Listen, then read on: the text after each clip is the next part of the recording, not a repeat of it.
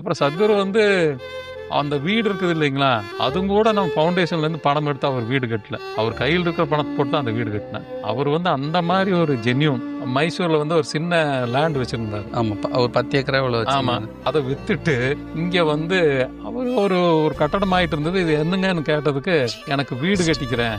வீடு கட்டிக்கிறேன்னா நீங்கள் நல்லா கட்டிக்கலாமல்ல, ஃபவுண்டேஷனில் பண்ண. இல்லை எனக்கு இது போதும் அப்படின்னு சொல்லிட்டு, ஆரம்பத்தில் பார்த்தீங்கன்னா ரொம்ப ஒரு சாதாரண வீடு, ஒரு ஆஃப் ரவுண்டு போட்டு நடுவில் ஒரு முற்ற மாதிரி போட்டு ஒரு சமையல் ரூம், ஒரு கிச்சன், டாய்லெட், ஒரு பெட்ரூம், இவ்வளோதான் இருக்கு. அப்புறம் ஏதோ நாங்கள்லாம் கொண்டு போய் பழைய டேபிள் சேரெல்லாம் கொண்டு போய் உள்ளுக்குள்ளே போட்டு ஒரு வீடாக செட் பண்ணோம். அவர் வந்து ஃபவுண்டேஷன்லேருந்து அவரோட சொந்த வீட்டுக்கு கூட அவர் காசு எடுத்துக்கிறது. அந்த மாதிரி தான் அவரோட அணுகுமுறையே, அந்த மாதிரி தான்.